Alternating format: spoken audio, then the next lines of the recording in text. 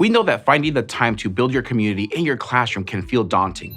But trust me, it's possible to create fun, engaging community activities quickly that provide students with meaningful ways to connect with peers, feel valued, and get their voices heard. There are a lot of ways to build community. With younger students, you can co-construct your classroom norms to include acts of kindness and peer-to-peer support activities. With older students, you can have a daily practice where you gather in a circle and share an appreciation of one of their peers, an apology, or a light bulb moment so you can do so much more. In short, you can do quick daily activities for longer, more involved projects.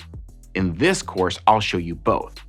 In this video, I'll model a quick template activity in Adobe Express you can adapt for your classroom.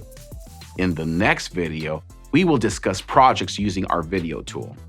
For the next few minutes, I'll model a community building activity that students can share with teachers, peers, and parents. You can adapt this activity for any subject or grade level. This activity is called Be in My Corner, and it allows the educator to get a sense of how their students learn.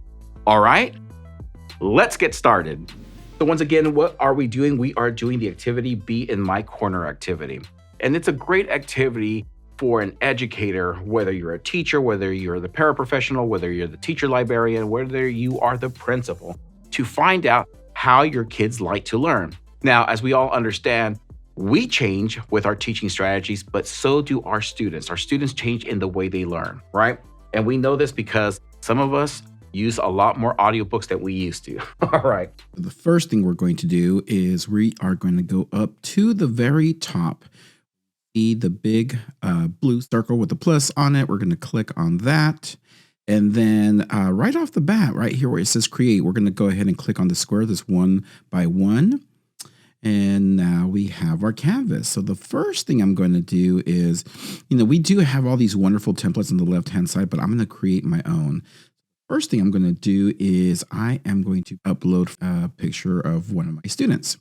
So what I'm going to do is I'm going to go down here to where it says media, and I am going to upload from device, and I'm going to go into my desktop, type in name, but I also want to make sure that you understand that you can also come in here and type in the word student if you ever need any type of photos.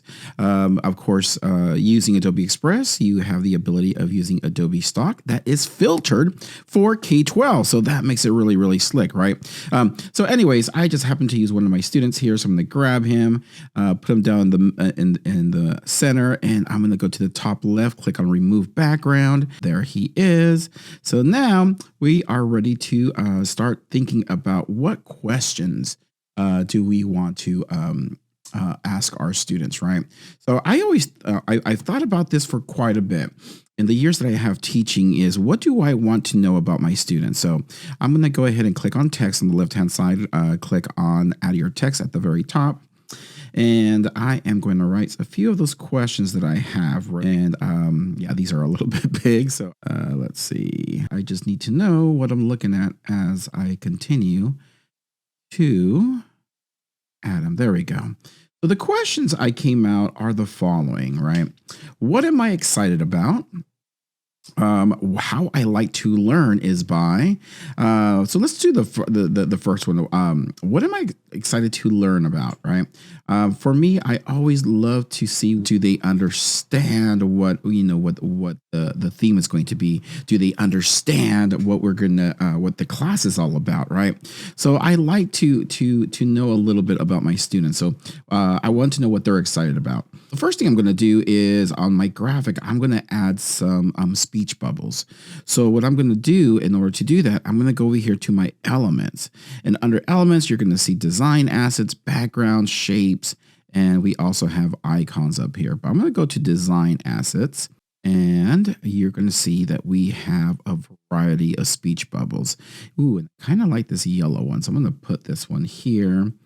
And what I'm going to do is I am going to stretch it out. And the way you stretch these things out is by clicking on the corners. You're going to stretch it out a little bit here. And then this tool down here, it allows you to orient That looks really good. Now I can go back and go through that same process, or I love doing the following, right? What you can do, if you go up here, you can replace it. You can duplicate it. So I'm going to duplicate this particular speech bubble. I'm going to click on that because I know there's going to be at least 4 questions I want to ask. So I'm going to put it up here. And then this time around, what I'm going to do is I want to make sure that I can switch this around. So down here at the bottom, under the image, I'm going to flip this horizontally that way, right? So that way it looks, almost like a comic book in a way. Flip horizontal. Now this is pretty neat, right? What I love about this is, as you can tell, it's getting a little bit close to my image here. So what I love about Adobe Express, it introduces our students to layers. So I'm going to click on Caleb here. And then what I'm going to do actually is I'm going to click on this asset right here, this speech bubble. And then up at the top, I'm just going to grab that speech bubble and drag it. And then when I let it go, you're now going to see that it is behind Caleb, right? So this is something that's really slick for students. They love, layering. For them, it's like, adding stickers in a way. So what I'm going to do next is, here are my questions, right? So now I'm going to start just copying these. And then I am going to go back to my text and click on add your text. And then with the text, I'm going to make it that pops out. And I'm also going to change the color because I want it to pop out a little bit. And I'm going to go up to custom. Yeah, and I want it to be red. There we go. So it's now popping up a little bit more. Kind of like that. And what I'm going to do now, just to save, just for saving of time, is I can go back and click on text, or I can click on the text box. And like I did with the speech bubble, I'm going to go up to the top left, click on duplicate, and I'm going to duplicate for the rest of them. I'm going to add the questions to each one. Now, first one, what am I excited about? Second one is how I like to learn. Now, I really love this question because sometimes, you're going to find out that your students have different ways of learning. Some students love to learn by your traditional, I just want to listen to you and then, do some activities. Other students are, I do best by hands-on. Others say, I like to sketch.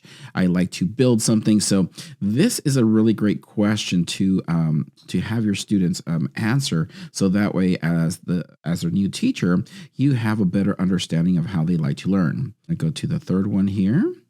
And the third one is, what do I want my teacher to know? Copy that. I'm going to go up here. Now, the story behind this question is sometimes, as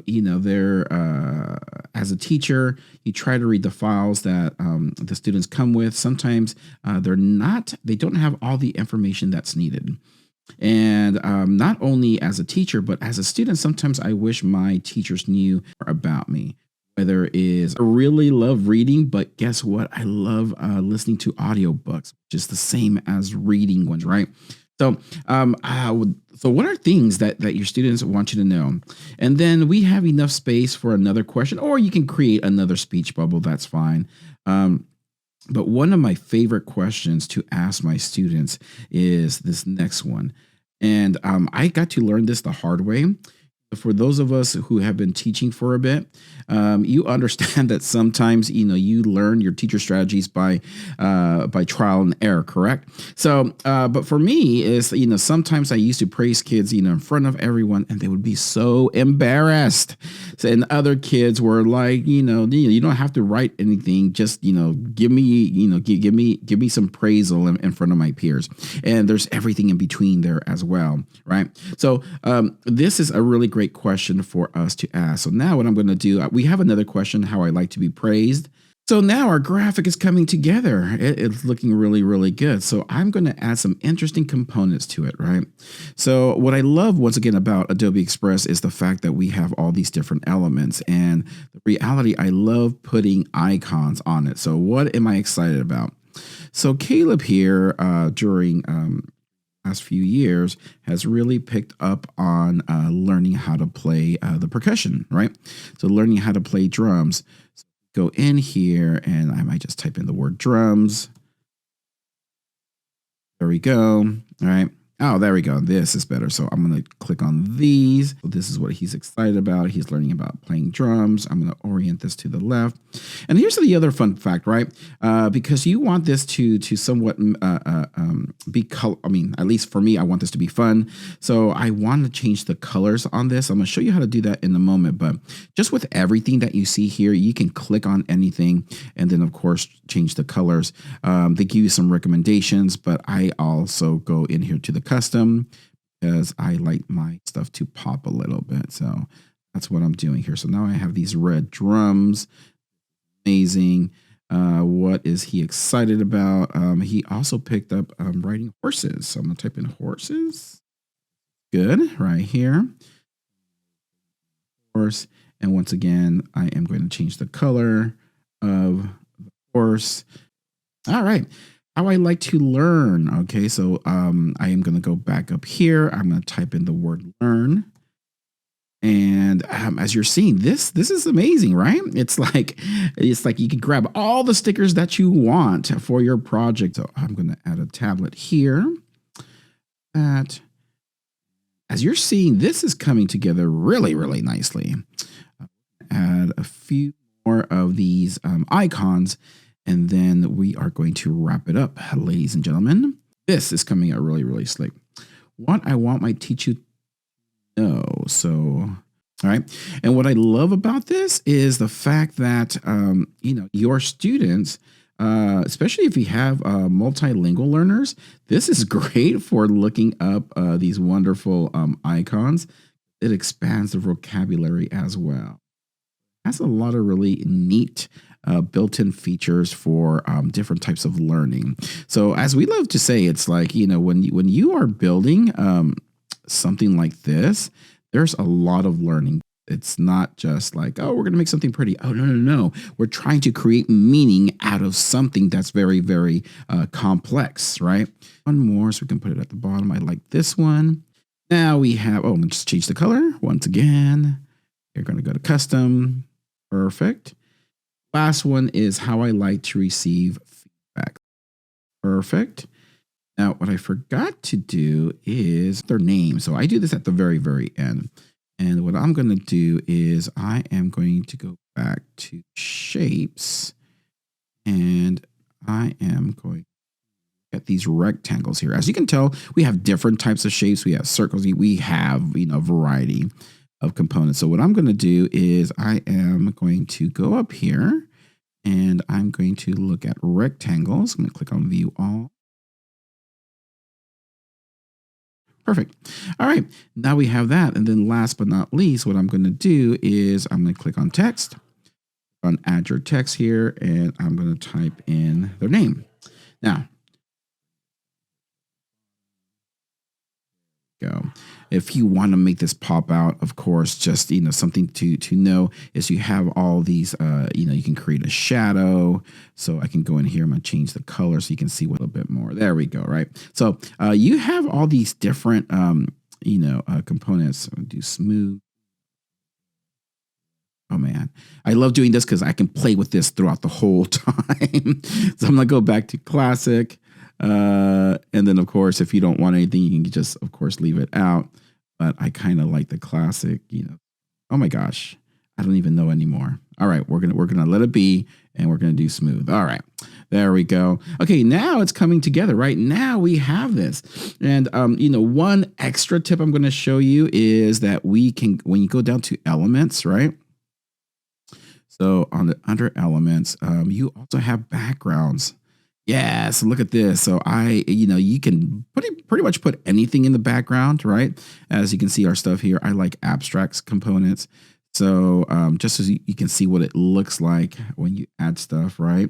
So this stuff is amazing, ladies and gentlemen. Your kids are going to love this. So there's, like I said, there is a variety of different stuff that they can use. Of course, this changes the whole theme, but I just wanted to make sure that you understood that this is here for you. So in case you wanted to add that. So I'm going to leave mine. Oh, they have sharks. What? Okay. I'm going to hit the back button up here to undo because I don't know which to choose right now. But I just wanted to make sure that you were aware of doing that, right? So up at the top, I'm going to go ahead and I am now going to add the name. So all right, there we go. And then for those of you who are new to Adobe Express, understand that if you just whatever you do, Adobe Express automagically, that's right, ladies and gentlemen, automagically saves to up to your cloud, up to your Adobe cloud. So there we go, ladies and gentlemen. This is now. So now that we have here, right, what I normally would do, I would share this out with my students. Whether through whatever learning management system that you're using. But this is the template that I would use to get some of my students to, to learn a little bit about them. It's a fun way. It's a fun exercise because it does a variety of different things. Number one, you get to know a little bit about them. Number two, you get to know a little bit about their personality and a variety of other things because of the questions, right? Now, what we're coming up with next is we're going to show you how you can do this with video as well. And there's some other elements that we can definitely add. So that's it, ladies and gentlemen. With intentionality, we created a community building activity you can adapt for any age and subject area. Now you understand what a classroom community activity can look like and how easy it was just to take 5 to 10 minutes of your class time to make students feel valued and welcome. Take a moment to reflect. What can you take from this lightning learning into your own classroom practice right away? If you want more inspiration, we have tons of examples of community building activities below this video in Adobe Express and on Adobe's Education Exchange.